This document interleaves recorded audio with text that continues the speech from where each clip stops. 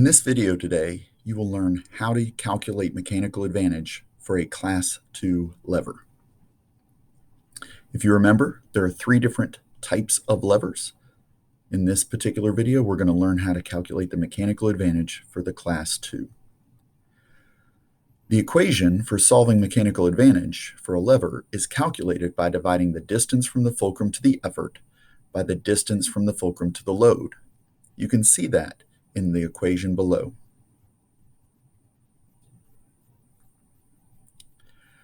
The problem that we're going to solve states that there's a 180-pound object resting on the middle of a board that is 10 feet long.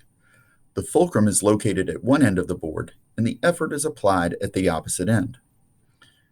What is the mechanical advantage of the system, and how much effort must be applied to balance the system?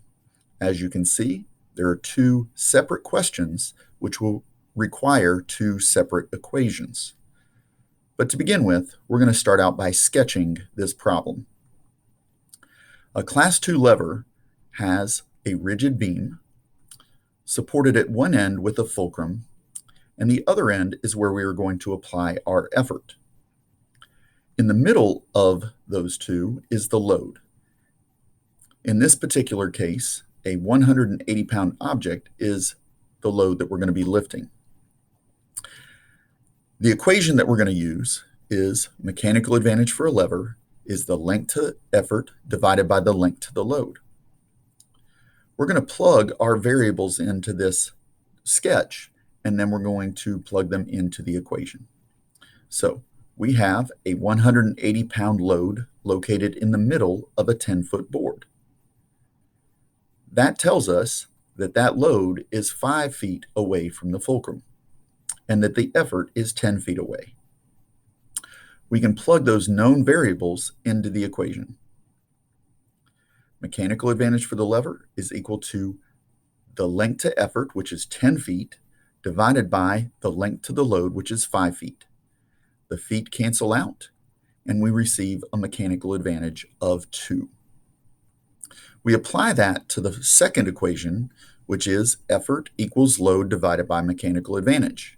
In this case, our load is 180 pounds. Our mechanical advantage is 2, which gives us an effort of 90 pounds to lift this 180-pound load. Now, what if we move the load closer to the fulcrum? What happens in that system? So in this particular case, we're going to move the load to be 2 feet away from the fulcrum. We're not going to change anything else. The board is still 10 feet long, and we still use the same equation. So we can plug our known variables into that equation.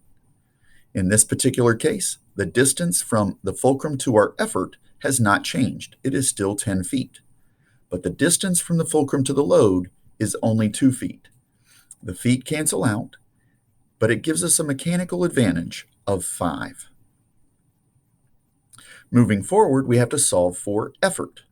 Again, we plug in our known variables to solve for our unknown variable. In this case, we know that our load is still 180 pounds, but we have a new mechanical advantage of 5, and therefore our effort for this system is 36 pounds to lift a 180-pound load.